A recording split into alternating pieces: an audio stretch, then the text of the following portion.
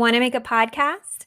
Spotify's got a platform that lets you make one super easily, then distribute it everywhere and earn money, all in one place for free. It's called Spotify for Podcasters, and here's how it works. Spotify for Podcasters lets you record and edit podcasts right from your phone or computer, so no matter what your setup is like, you can start creating today. Then you can distribute your podcast to Spotify and everywhere else podcasts are heard. Video podcasts are also available on Spotify. With Spotify for Podcasters, you can earn money in a variety of ways, including ads and podcast subscriptions. And best of all, it's totally free with no catch. Ever since we discovered Spotify for Podcasters, we have had so much fun trying out all of the features like Q&As and polls that let us be really creative and engage with our audience. I highly recommend you give it a try. Download the Spotify for Podcasters app or go to www.spotify.com/podcasters to get started. Welcome to episode 59 of Podcast Royal, where we chat about who is taking over for the Queen at Royal Maundy Service this week and which new role the Crown is casting for. Big hint, it's someone we talk about on the show all the time. Plus, Meghan says farewell to Mayhew, one of her royal patronages. Princess Anne is on tour for Her Majesty, and we've got a juicy interview about royal scandals past and present. All right here on Podcast Royal.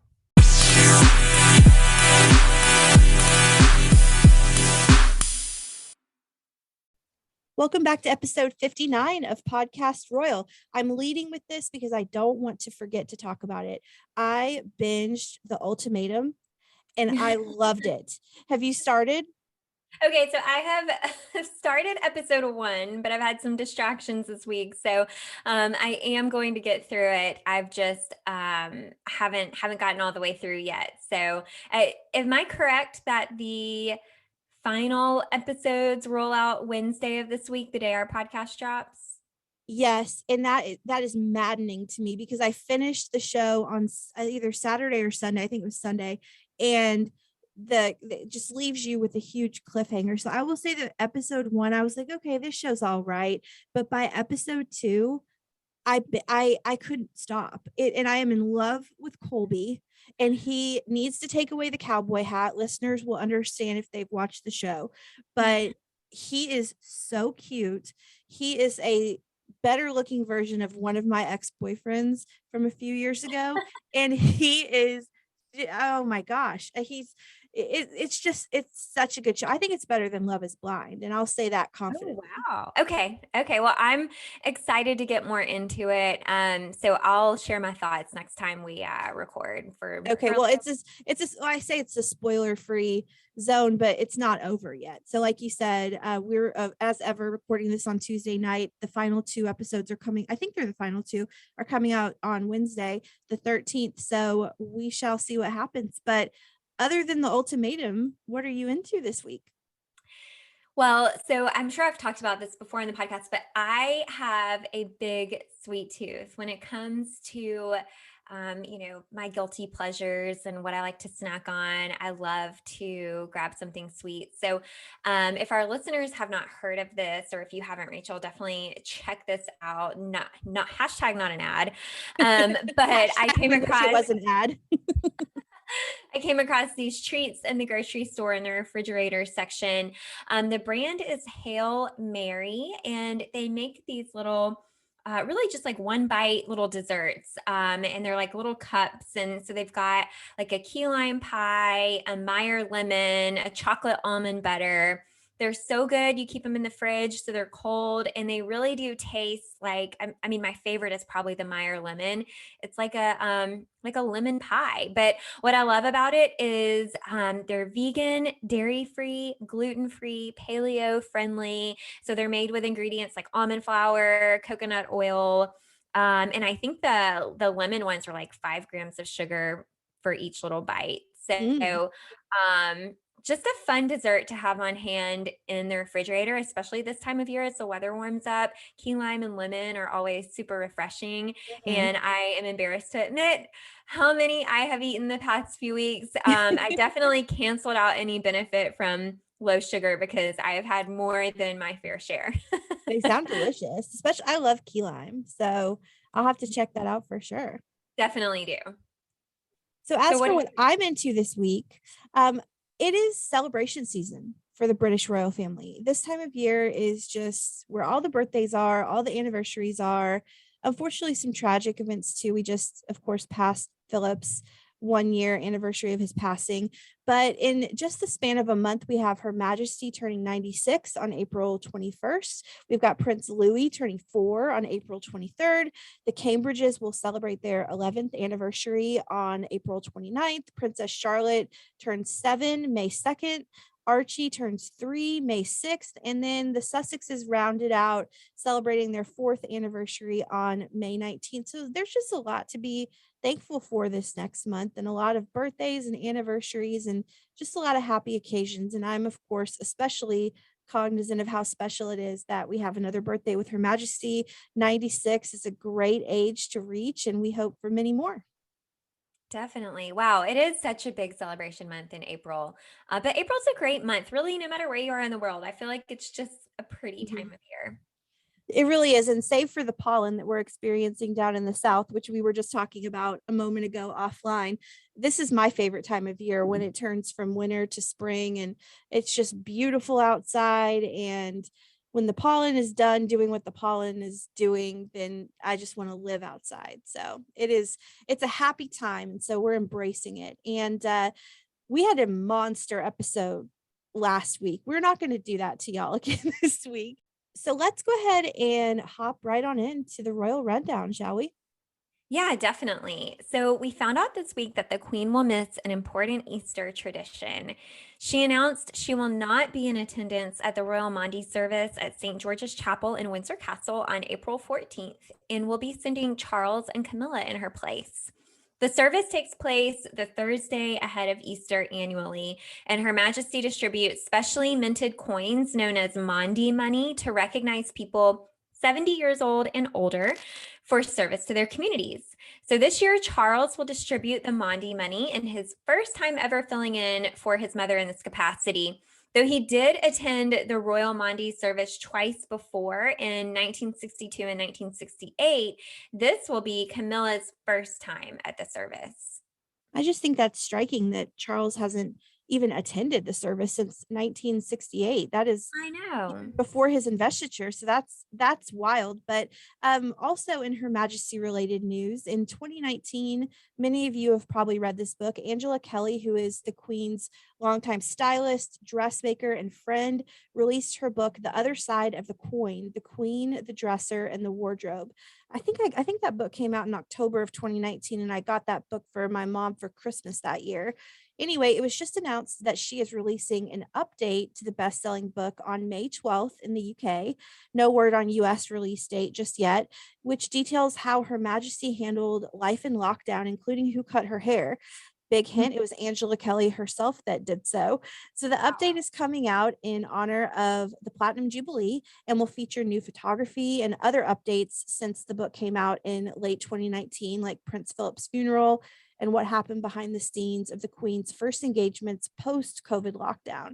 The original book had some really juicy nuggets in there, like respectfully juicy. Does that make sense? Like classy juicy. Like Right. you're like, like not like salacious, but it's like, oh wow, that's really interesting that Her Majesty organizes her day this way, or that she likes this type of alcohol, or it was obviously, this has been approved by the Queen. This is someone who's incredibly close to her. She knows the truth. She knows what's going on behind palace walls. But it's interesting, but it's so above board, if that makes sense. So I can't wait to get this update. Yeah, I mean, I that's so interesting. I feel like we hear a lot about what happened several years ago in the past, but to hear a little glimpse into really just like to your point, nothing like, crazy gossip, just a glimpse into her life in the recent, past few years as we've gone through this really weird time in the world. That'd be so interesting to read about. I know. And like it sounds like Miss Kelly was, up close and personal as she always is, even through COVID and the lockdown. So that I can't wait to learn the US release date. But I want to go back for a minute to Her Majesty missing Royal Maundy Service. I think that we are going to see Her Majesty virtually as a lot. Like we've seen her on Zoom a lot this week, but in person, I think that it's really going to be a lot of Charles and other royals stepping in for her in person. She will, I believe, be at, of course, the major events for the Jubilee coming up before we know it. We'll blink and it'll be here. But I think that this is going to be, she's not stepping down. She's made that very clear that this is a lifelong position. And I do believe that she will die on the throne. However, she will do virtual engagements, but I think a lot of the in-person stuff is going to be very intentionally and carefully chosen. And if and when she can, even though this service means a lot to her, I know it does, that she will have Charles step in for her most of the time. I think this is the way forward. Yeah, I agree. I mean, I think this is part of a bigger plan to gradually, shift more responsibility on him and help prepare him for the role. I don't think she has an intention of stepping away.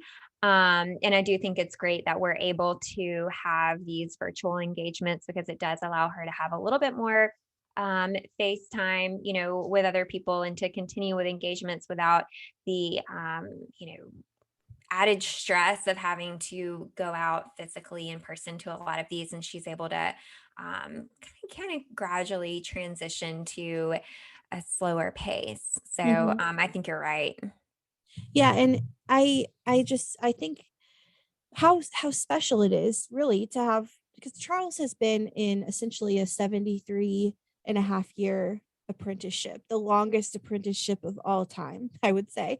And it's nice to be able to, it's actually, I mean, I miss seeing the Queen, of course, at all of these traditional events we see her at every year, but it's nice to kind of watch the transition happen, because it's going to happen whether we want it to or not. Obviously, we don't want her reign to ever end, but I think actually when her reign does end, seeing Charles at a lot of these events, like we've heard that he might be opening Parliament for her on May 10th. That's, we'll see what happens there, but it kind of will make that transition easier when it does happen, because we are going to, I believe, get used to seeing him at so many of these events that she's been forefront at for 70 years. Yeah, I totally agree. So let's move into topic 2. I can't wait to talk about this. This obviously is a hit with all of you, because on our Instagram, this photo we put up about this topic got over 600 likes, which is, I would wager, the biggest number of likes you've ever had on an Instagram photo. So topic 2, Netflix is casting the Kate Middleton character for The Crown. So again, we posted this on our Instagram the other day. Netflix's The Crown is casting a college-aged Kate Middleton for its final season, season 6, which covers the late 1990s and early 2000s. And William, of course, met Kate as a student at St. Andrews University in Scotland from 2001 to 2005. There is also a casting call out for a William and a Harry from the same time period. I think it's interesting that in that casting call, they specifically say no acting experience necessary. Mhm. So it sounds like these roles won't have a lot of speaking parts, but they're just looking for someone that physically resembles them. So this excites me to no end. We are officially getting a Kate Middleton character on The Crown. So I'm wondering, who do you think is the perfect fit for the role? Well, your mention of, needing prior acting experience is kind of in line with some of what I was thinking. I don't know that it will be a known person Mhm. that they pick for this, but this is an interesting question, and it's something I've not really thought about before now.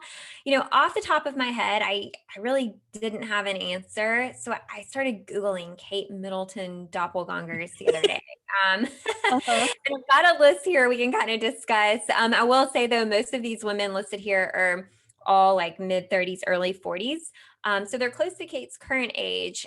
So I doubt they'll be a great fit for a college age Kate, but I do think it would be interesting to talk about her celebrity lookalikes. So the first one that kept popping up a lot was Anna Kendrick. Now, I think with the right hair color and in the right makeup, it could potentially work. I don't know. Do you see that one at all? I could see it. I could see that. You, like you said though, we want to cast for a Kate of 2022, and we have to remember. Like, I have to insert this here that folks were commenting on our Instagram, which of course we love, but they were like, Kate, you look so good here. You know, wear this dress. I'm like, y'all, this photo is from 2002. Like, this is a long time ago. She doesn't look like that anymore. None of us looked Right. looked in 2002. So, I mean, but yes, I think that Anna Kendrick could work for sure. So the other one that came up a lot was this is kind of strange too. It's Zoe Deschanel. I mean, obviously this is Zoe sans bangs. I'm not totally convinced her facial features are the right match, but I will say, listeners, if you've never seen Zoe Deschanel without her bangs, go Google it because, in my opinion, she looks like a totally different person. Mm. But I guess I could. Not the best match. Maybe I could see it, but Yeah, I I don't could see it. I could see it. Okay, so the next one I thought was actually a pretty good match, and that was Katie Holmes. This one kept Yeah. popping up. I'm not Yeah. sure about current Katie, but Katie back in the day actually would make a great Kate Middleton back in the early 2000s. They actually, when I saw some side by side photos, I was like, okay, I really can see this one. Yeah, I could see that for sure. Yeah, yeah. And I mean, look, I'm looking at this photo on our Instagram because I'm going to read in a second what our listeners said, but I'm looking at this photo of Kate. I mean, she still looks like herself. You know, she looks a little bit younger, you know. I mean, this is like 20 years and 3 kids later and a whole lot of royal stress later. But I mean, yeah, you could cast a Katie Holmes in there and make it work. For sure. So the other two that kept coming up a lot were Anne Hathaway and Lauren Conrad, but I don't really think either one of these look that much like Kate when you really look at their facial features. And Yeah, I really don't even think of Lauren Conrad as an actress she's outside of not. outside of reality TV. I think this would be Lauren's first acting role, and that would be a very ambitious first acting role for Lauren. So Unless you those, want to count The Hills, which who knows how much of that was scripted, but anyway. right, yeah. So that's kind of what came up when I looked. I thought it was interesting, even if it was just kind of fun to go look at some side by side photos of Kate and other celebrities. Yes. Well, if you heard me clicking around a moment ago, I pulled up our Instagram and I want to tell you what some of our listeners said. So one of our listeners suggested Emma Watson. So that would be interesting. Let's see. There's a lot of people saying she looks beautiful. Emma Mackey, I'm going to be honest with you. This is from our friends T and a Buddy, who were our very first guests so long ago. Shout out. I don't know who Emma Mackey is, and I feel like I'm pretty pop culture with it. I don't know who that is. So I don't know. Do you know who Emma Mackey is? I need to Like look her up. Googling right now. Yeah, and then the other suggestion was Kate Beckinsale. So I think Kate Beckinsale is an extraordinarily beautiful woman as well. I don't know, and I really think you might not be wrong. Like, I think it could be someone that we've never heard of, and this could be maybe their breakout role. Okay, so Emma Mackey is a French British actress. She landed her breakthrough role as Maeve Wiley on the Netflix comedy drama series Sex Education. I'm reading this off of Wikipedia. Oh yeah, okay. So Yeah. Okay, now I'm googling her, and yeah. yeah, she's earned a BAFTA award. She's currently 26. So I could see this. I'm looking at her Wikipedia yeah, page right now. that was one that we Anna had. Buddy coming through with the win. Well, we shall see, but now that we know that there will be a Kate Middleton, I'm even more excited for season 6, which we won't get for quite some time, but I'm excited. Yeah, me too, for sure. So we'll go into our next topic. We actually learned this week that Meghan has left her work with Mayhew, one of the 4 organizations she selected to become her patronages in 2019. Mayhew, I'm sorry, is an animal welfare charity. And they said last Wednesday in a statement, Our royal patronage with the Duchess of Sussex came to an end at the beginning of the year. It's been an incredible privilege for Mayhew to have worked closely with Meghan, the Duchess of Sussex, since 2019 when she became our patron. Meghan had continued to support Mayhew even after stepping back as a working royal in January 2020. So for her part, Meghan said, though my time as patron of Mayhew has come to a close, my unwavering support has not. I encourage each of you to support in whatever way you are able. The emotional support of a rescue animal is unparalleled. As you'll soon realize, it is not you who saves them, it is they who save you. And I think anyone who has a dog or who has loved a dog can agree with that statement. Yeah, definitely. You and I are both dog lovers, and I Yeah, have a dog, and they are definitely special little friends in our lives. can't So live without them. that's right. Speaking of Megan, it was confirmed yesterday that she'll be joining Harry in the Netherlands for Invictus Games, which kick off this weekend in The Hague. Definitely expect coverage of the Invictus Games in our next episode. Are you excited for that, Rachel? I am. Yeah, I'm really excited. So I think listeners know, and I know you know that I'm the editor of What Megan Wore, and we don't ever post anymore because we don't ever see what Megan wears. Mhm. She rarely is seen, and so we are gearing up to have a really busy weekend. Which, of course, it's also Easter. I'm telling you, this is not picking on the Sussexes, but they do a lot of things on holidays and weekends. So like their second pregnancy announcement was on Valentine's Day. Baby announcement was on a Sunday, when Megan came out with that incredibly powerful New York Times essay about her miscarriage. It was the day before Thanksgiving. So it's Easter this weekend. So it's always like we're gearing up to do our biggest work on holidays and weekends. Happy to do it. Cannot wait to see her. And I hope they bring the kids too. Do you think they do that on purpose?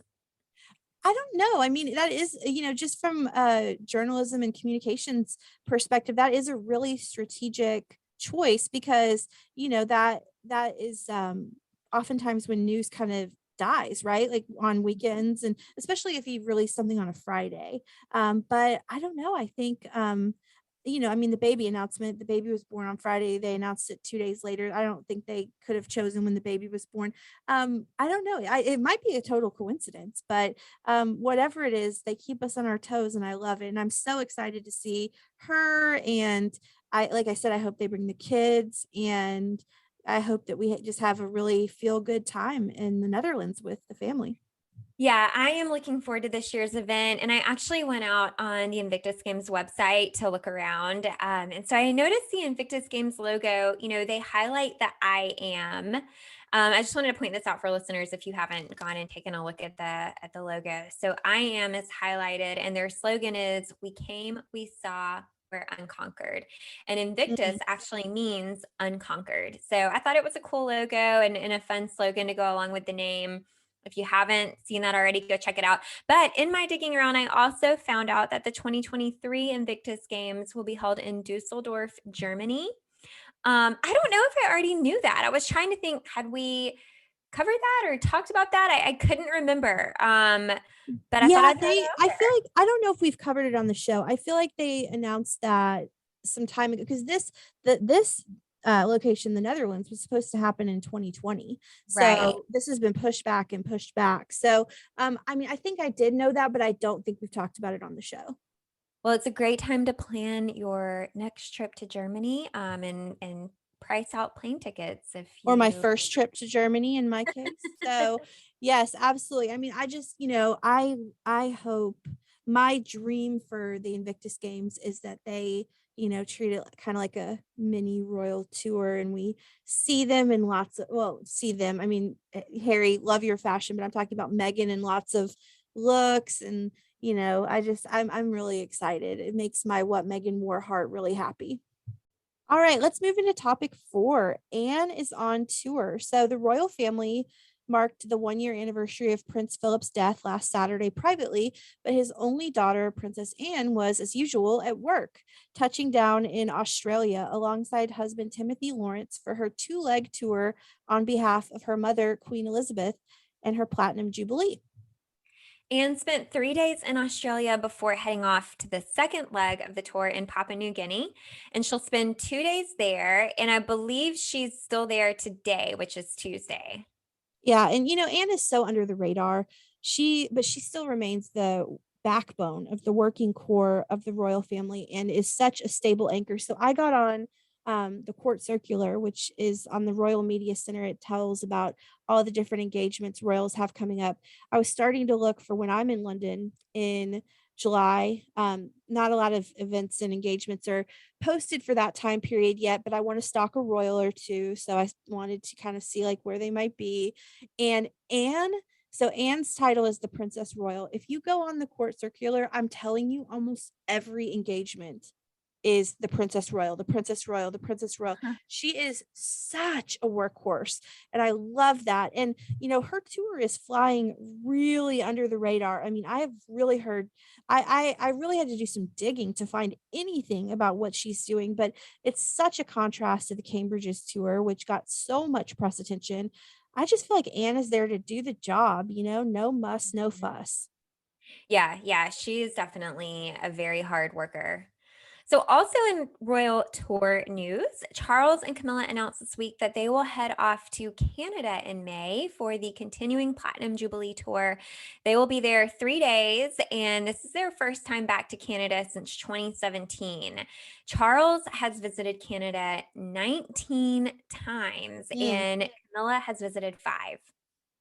Canada's Prime Minister Justin Trudeau's office said he and wife Sophie are looking forward to showing them some of the many reasons why we take pride in being Canadian, and that the tour will be an opportunity for their Royal Highnesses to take part in various initiatives to honor the Queen's service and dedication to our country and meet with inspiring Canadians who are making a difference in our communities. So, Canada, of course, has been one of the British royal family's strongest allies globally.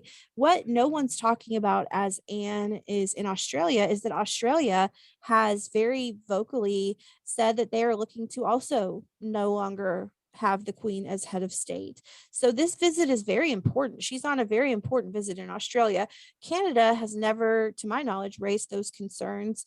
And so they definitely show no signs of removing the Queen as head of state. So it's a bit of, again, a bit of an easier assignment for Charles and Camilla, which is makes one scratch their head. But Anne is out there doing great work in Australia and Papua New Guinea, and um, hopefully keeping Australia around. I don't know. I mean, if that's the right thing for Australia, but so and then of course we've got Sophie and Edward going on tour later this month. We'll cover that in future episodes. But the Royals are out there again, and I love to see it. Yeah, I always think of Canada when I think of the Commonwealth, probably because it's so close to our home in the US, but it is one of the first countries that come to my mind. And listeners might remember Justin Trudeau was actually in England visiting the Queen recently, and their Mhm. relationship goes back, a really long way. Canada is also where Meghan and Harry stayed briefly before they moved to the US. So it got me thinking, Rachel, I don't think I know this. Have you ever been to Canada? I haven't. No, I have not. And I really want to, because there I do some fashion writing, and there's a brand Cintler who is really well, listeners will recognize them. Kate's worn their coats, Megan's worn their coats, and I want to go visit Cintler's headquarters in Toronto. I actually have my very first Cintler coat. I'm looking at it right now, and it's hanging. I mean, I don't need it anymore. It's April and it's getting hot here, but it's made of Peruvian alpaca, and I'd love to see that, that process being made. But no, I've never been. And of course, Megan lived in Toronto for many years while filming Suits. So I know Canada has a really special place in a lot of royals' hearts. That's where Kate and William went on their first royal tour after they got married, where Kate wore the cowboy hat. Remember that? And William too. William too. So yeah, Canada is really special to the family, but I've never been there. Have you? I have not. No, it's also a place I wanted to go. My mom actually lived there briefly when she was growing up. Okay. But it's so beautiful. I've seen so many pictures, and it just seems like it would be a really beautiful place to visit. Yeah, absolutely. It's on the list for sure. It's on the list. So let's do a brief segment 3, Royals Around the World, before we hop into our really great interview with Tom Quinn. So a week or two ago, the women of the Swedish royal family released new portraits, tiaras and all. And the tiaras came out again on April 6th at Stockholm Palace. We saw Princess Victoria, Princess Sophia, Queen Sylvia, and more wear ball gowns and tiaras for the family's first gala dinner since 2019. Normally, their representation dinners, as they're called, are held a couple of times a year, but hashtag COVID ruins everything. However, like so many other royal traditions, the representation dinners are back in action. And as the kids that are much younger than me say, we love to see it. I think that's the second time I've said that this episode, so I feel really cool. Really hip. So We are, hip. we are not hip and not cool if we have to say that we are hip and I cool. am not hip and not cool at all. I readily admit that. Well, we've also talked about Japan's former Princess Mako pretty frequently in this segment, and she has a new job we'd like to tell everyone about, serving as assistant curator at the Metropolitan Museum of Art in her new home base of New York City, now known as Mako Camaro. I hope I said that right. I'm not sure if I did. Camaro. Okay. Okay. Mako left the Japanese royal family to marry her college boyfriend and now husband, Kai Kamuro, a commoner. Because he is a commoner, Mako was forced to choose love over her title, and she even turned down the $1.3 million payout offered to Japanese royal women who lose their title upon marriage. So that really sounds like true love to me. Yep, that's true love right there. They met in college, and she left everything to follow him as he becomes a lawyer in New York City, and I'm so happy to see her thriving. She seems to really just be, I almost said kicking but we don't really curse on the show, so killing it is what I'll say. She's killing it out there. So love that too, and she just remains one of my favorites because love, in my heart, I'm a romantic. Love always wins, and love always trumps over everything. So, well, as I said at the top of the show, as opposed to last week's mammoth episode, this was a pretty light load this week. You and I are going to be traveling. So Jessica booked a trip out of the country. I copycatted her and booked the essentially same trip to the same place just 2 weeks later. So we're going to be kind of here, there, and everywhere the next couple of weeks. But before we go, we want to have you meet Tom Quinn, who we actually interviewed him on March 28th. So keep that in mind. That was the day before Prince Philip's service of Thanksgiving and the scandal with Andrew. And Tom's book about scandals goes all the way back in royal history. And that's especially poignant when we learned this week that the Crown is actually developing a prequel series about scandals before Queen Elizabeth II's reign. So Tom's book is literally coming out at the perfect time. Take a listen to our conversation with him.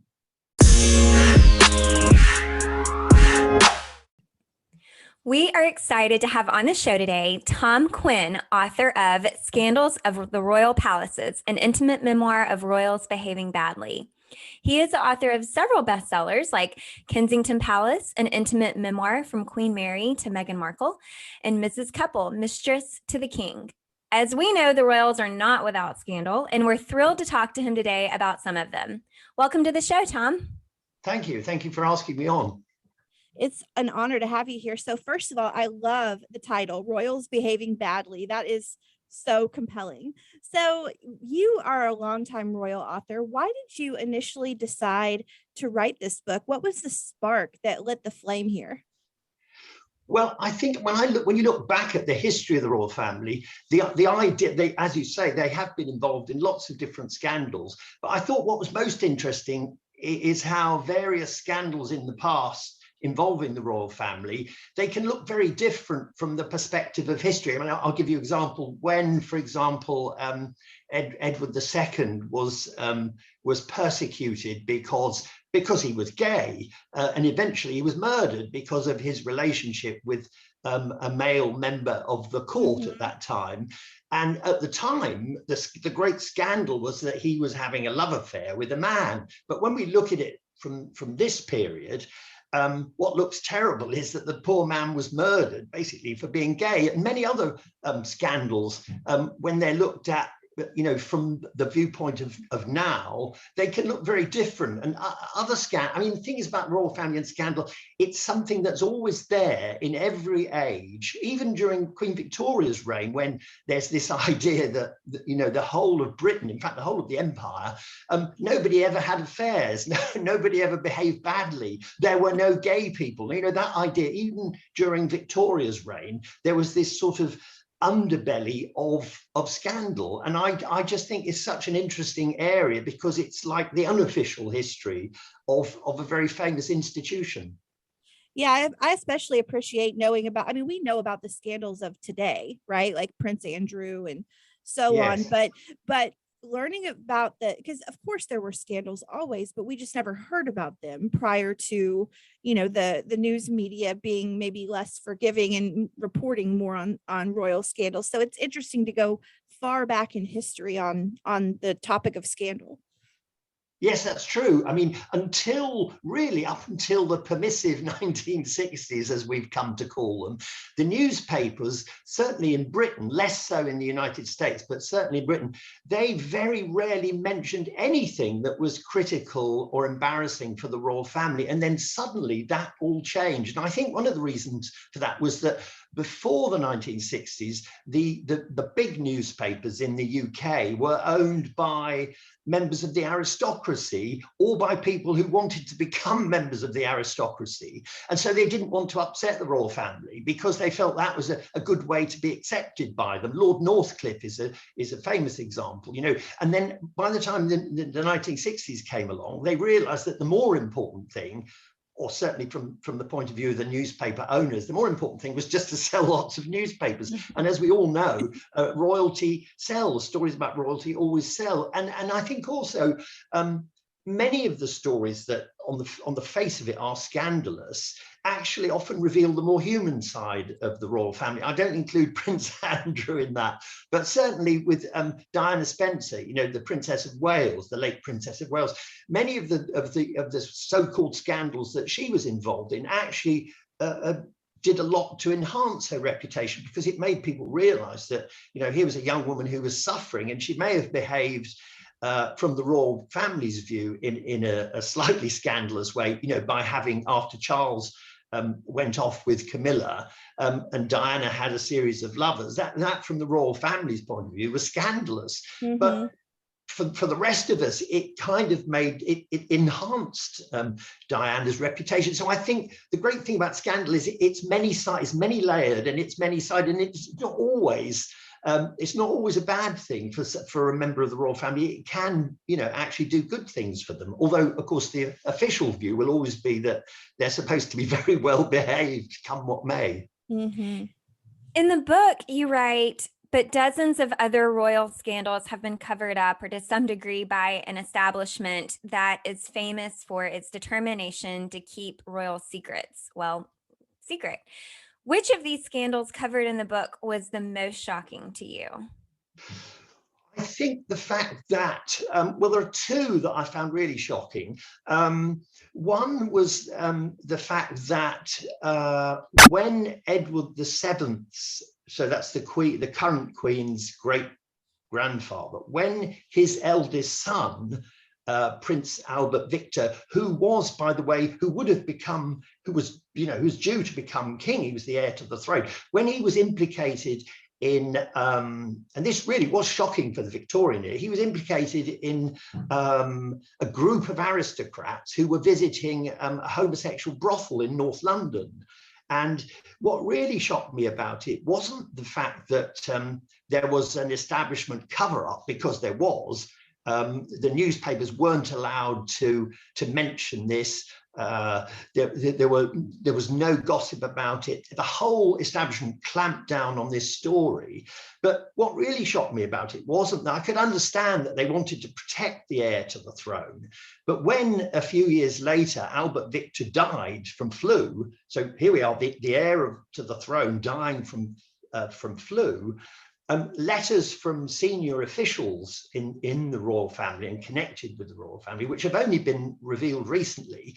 There are these letters which basically say, what a good thing it was that the heir to the throne died, because otherwise we'd have had a king with this taint of homosexuality. And I found that really shocking. And part of the same story that seems shocking now is that other friends of Albert Victor, who were also involved in this scandal of the homosexual brothel, they were allowed to quietly go and live abroad. In other words, they weren't prosecuted. And that included the Duke of Somerset's son, who was equerry to the Prince of Wales, later Edward VII. They were allowed to go quietly and live in France in big houses and Italy on their estates, while the poor boys, these working class, very poor boys, who'd been working at the brothel, they were the only ones who were prosecuted. So that always seemed to me, I was really shocked by that. And also, I mean, Edward VII was an outrageous king. He used to refer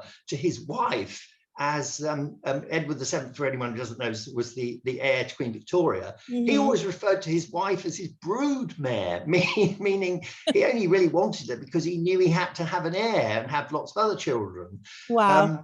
Yeah, and he just flaunted his mistresses. He appeared in public with them. He just didn't care. And on one occasion, it was he was accused. He got involved in a scandal because one of his close friends was getting divorced.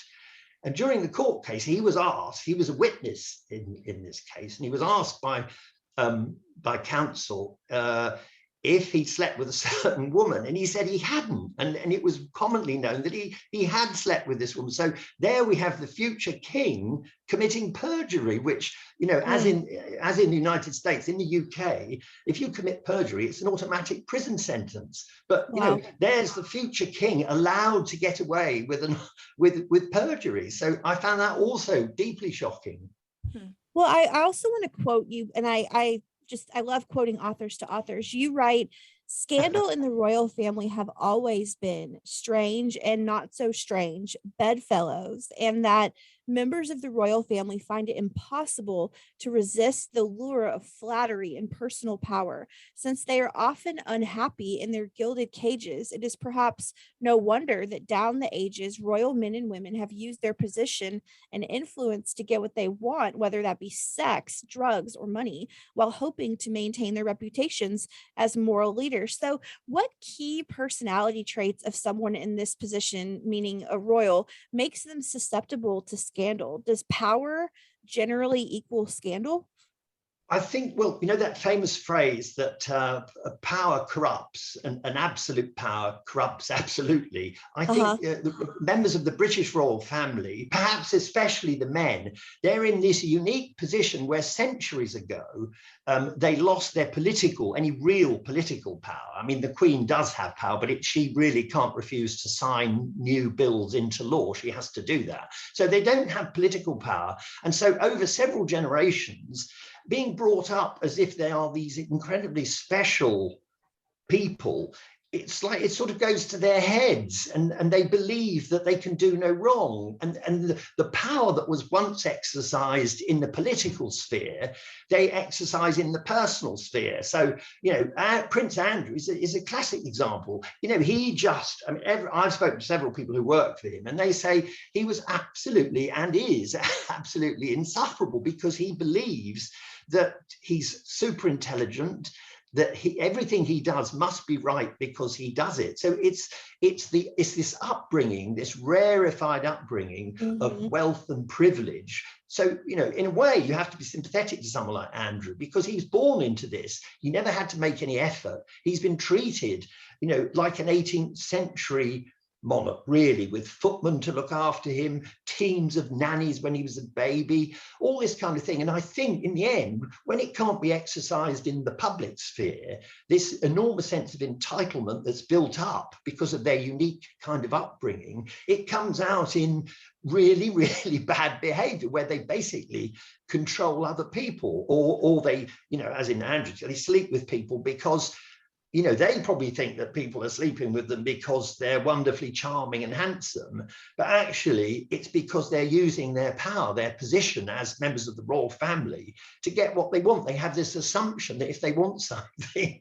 they're entitled to have it. And I think it's uniquely because they are still brought up as if we were living in, I don't know, in the 18th century when royals were above the law. And it comes as a great shock to them sometimes. As you know, we remember when Andrew, apparently after Andrew's car crash of the TV interview, he spoke to other members of the family and said, I think that went really, really well. I know. I just read a piece in Vanity Fair this month about that interview and other things with Prince Andrew. And he's just completely delusional about about his actions and about that interview in particular. He thought that went well, while the rest of the world says that was everything he's doing is abhorrent. I mean, exactly. And it's because of this upbringing and it's particularly bad with Andrew because he was the Queen's favourite. He was always treated as if, the family treated him as if he was a god. And so, he turned into a kind of monster. And as you rightly say, he was so lacking in self-awareness that he couldn't even see that interview was a bit of a disaster. But the same thing does affect other members, not to the same extent. If you take, for example, Prince Harry, he didn't make a big effort at school. He's never made a big effort. He was almost waiting for a strong woman to come along and whisk him off his feet, which is what happened. Because when you're born in the royal family and you're not the heir, you're the spare, as it were, you become a very passive kind of object. You believe that everything will come to you because you're a member of the royal family, but it doesn't give you drive and ambition. And I think that's another problem that's associated with growing up in this rarefied, gilded cage. Tom, there's another book there, by the way, about the psychology of a spare, whether it's Margaret or Andrew or Harry. That's a book in and of itself. So. Oh, definitely. I completely agree. In fact, actually, I'm discussing such a book with my publishers at the moment. Because I want to read that book because there's so much there. Yeah, it's so fascinating because the spare always gets into trouble or finds life difficult or meaningless. Yeah, absolutely. Yeah. You're right that in the past, biographers and historians kept a lot of scandals secret, looking to uphold the dignity of members of the royal family by suppressing anything deemed to be damaging to their reputations. That's clearly changed. So when did this change occur? Well, it really began to change, I think, in the 1960s when people began to criticize for the first time the amount of money spent by the government in the UK on the royal family, because it was realized that it wasn't just the working royals, the immediate, and the royals we all know, the famous royals, the immediate family. It was suddenly realized that the taxpayer was paying for all sorts of distant relatives to live in 18th century splendor. And I think once people criticized, both in the newspapers and increasingly on television and radio, once they criticized the royals and they realized that the world didn't come to an end, it became a bit of a free-for-all. And I think then writers, and especially writers, but also journalists, realized that this was very interesting. If you take Edward VIII, the king who abdicated, for she was to become his wife, Mrs. Simpson. It was only many years after he died that papers began to seep into the public domain that showed he was enormously sympathetic to the Nazis. Now, that would never have come out in the 1950s. And there's another scandal, for example, a newspaper dared. It was one of the very few times before the 1960s that a UK newspaper criticized a royal. It was so unusual.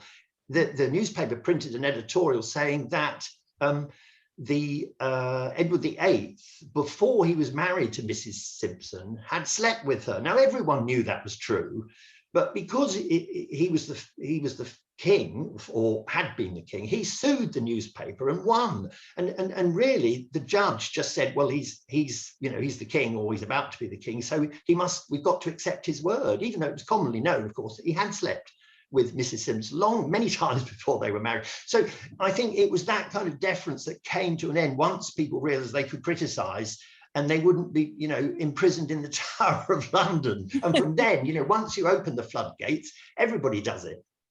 Well, you just keyed up perfectly our next question. So look, there are far more scandals in this book than we have time to cover here. But in our year and a half of Podcast Royal, of this show, we've never actually really talked about Edward VIII and Wallis Simpson, which I find that fascinating. So you write that Edward loathed the idea of being king, or rather he loathed the idea of not being king on his own terms. So you write he never actually expressed a desire to abdicate, but he wanted Wallis to be his queen consort. And listeners, on the 1% chance you don't know the story of Edward and Wallis, just go look it up. Short cliff notes, he abdicated his role as king to marry a twice divorced Wallis Simpson in 1936, which ultimately set up our queen to become queen. Forgive me for quoting you at length, but you write, one of the greatest mysteries about Edward VIII is that he could easily have chosen to remain king and with Wallis at his side as his mistress, but he insisted on marrying her. Why? His own behavior as a young man had shown he cared nothing for the sanctity of marriage. Before Wallis, as we've seen, he had a string of married lovers, and he was not bothered by the fact that their husbands were often his friends. Talk about royals behaving badly. Back to you, but perhaps deep down, like the spoiled child he was, Edward wanted to marry Wallis because he had been told he could not. No one was going to tell him what to do or what not to do. He was king and he would rule his private life absolutely. The abdication on this reading was a kind of gigantic tantrum. So I just love if you'd unpack this for us, because shockingly, we've, as I said, never really covered this before on the show. Yes, it's a fascinating story, and as you've hinted, most of us know the bare bones of the story. That he was the king of England saying, "I no longer want to be king unless I can marry the woman I love." But when you look a bit deeper at papers that have trickled into the public domain only over the last 10 or 20 years, you realise that actually he was a far more damaged individual than at first might seem to be the case. I mean, he almost behaved more as if he was the spare rather than the heir.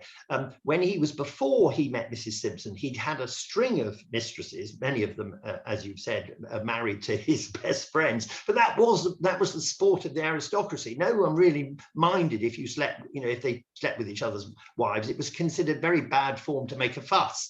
So that's what, when he was Prince of Wales, that's what Edward did. But he spoke often of the fact that he hated, and I'm quoting him now, he said, "I hate this princing business," which meant, going to things, opening hospitals, shaking hands, constantly traveling. He hated it. And the other thing was, although he enjoyed the company of his numerous mistresses before Mrs. Simpson, there was something about her that he felt because he didn't find it difficult to give up previous mistresses and move on to the next. But there was something about Mrs. Simpson, and I think the latest theory, and there's a lot in it, is that Mrs. Simpson was probably intersex, which is what we would now call intersex. And because there was something about Edward that he was attracted to men, but because that was impossible, he was also attracted to men. There was something about the masculine side of Mrs. Simpson that really appealed to him, so he couldn't give it up. And I don't think, as many people have said, that he gave up his throne because she kind of was very controlling and forced him to do it. I don't believe that. I think he really did think, look, I'm not going to give this woman up because she's perfect for me. And if they won't let me be king with her as my queen, then I'll abdicate. And I think it's quite interesting because there were other routes. They could have had a marriage, which is something that Prince Charles and Camilla will have. I mean, Camilla won't be queen. So today you can get around the problem that Camilla is a divorcee. But back then we were just at the beginning of that period, and I think Edward should have been braver and said, "Look, I'm really sorry, I'm not going to abdicate, and I'm not going to give her up." And there would have been, constitutionally, there would have been nothing that could have been done. But because he had this, and he didn't like being king anyway, it sort of meant he could have the tantrum, stop being king. But the tragedy was that he thought, a bit like King Lear, in King Lear, where he gives his kingdom to his daughters, but sort of doesn't really realise that once you've given that away, you've got nothing to do. And that's the tragedy of King Lear. And it was also the tragedy of Edward VIII. He suddenly, I think he slightly thought that if he abdicated, somehow he'd still have a role which was nearly as good as being king, instead of which he became an exile. So I think that's the tragic part of the story. It was only partly the great romance of the 20th century. It was also the great royal tragedy of the 20th century, because he spent the rest of his life smoking himself to death, twiddling his thumbs, and very bored and sad. Yeah. Well, we tend to stick to more modern reporting on Podcast Royal, and your book also covers modern scandals from Andrew to Meghan to Charles and Diana. So which modern scandal is the most fascinating to you, and why? I think because it sort of operates on a number of levels. I think the scandals surrounding Diana, I mean, you probably expected me to say Andrew, but he's such a, dyed in the wool rogue. He's almost a bit of a, he's too obvious a choice. I think Diana, because as I mentioned earlier, when she got into trouble, she's one of the very few royals who got into trouble with the royal family, who were very critical of her.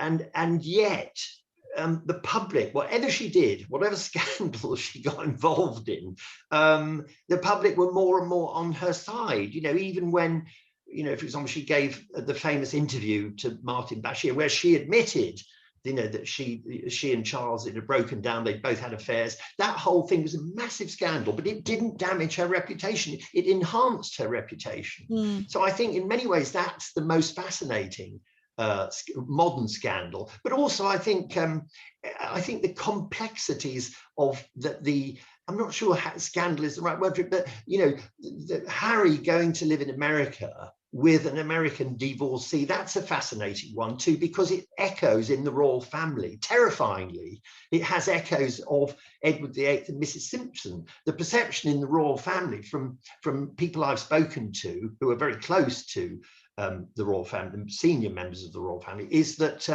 that Harry has somehow, I don't really believe this, but Harry has been sort of whisked away. This Harry's a little boy. The idea is that, because of the shock, and one has some sympathy with this view, the shock of losing his mother when he was only 12, he's never really grown up. And so the great scandal is that this very determined, ambitious, really quite powerful, charismatic American woman has made him leave the country and stop being a working royal. I mean, that is an extraordinary thing.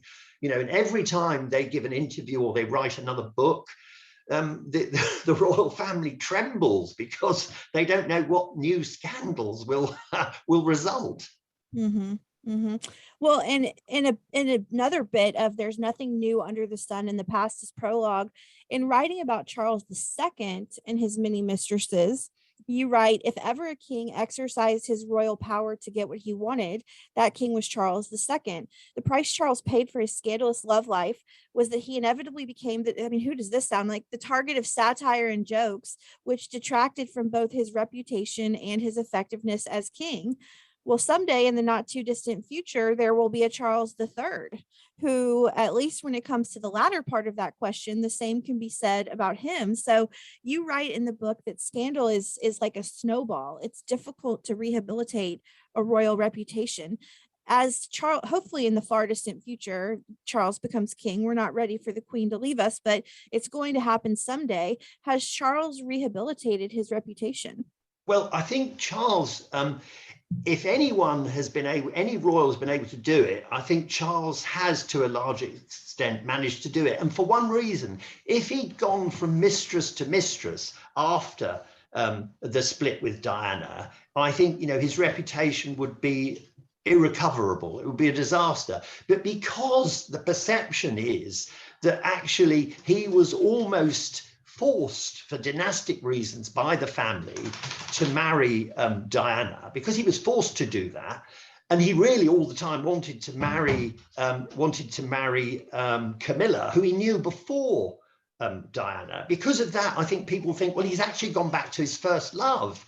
He hasn't become a kind of promiscuous, a terrible promiscuous person. He's what he always was. He wanted one woman and he wanted to stay with that woman. And because Camilla has given him that continuity. He's now seen as, actually a very loyal, kind of conventional king in waiting, which is what people wanted.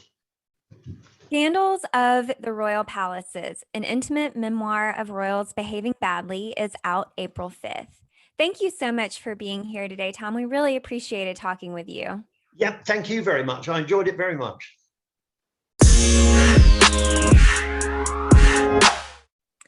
Thanks again to Tom Quinn for that awesome interview. That was a really fun conversation that we had. I love talking with him. I know you did too, Rachel. Absolutely. He was great.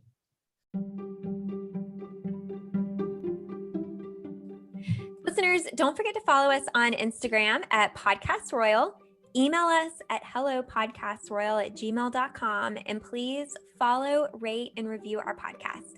Thank you so much for tuning into episode 59 of Podcast Royal. Bye. Bye.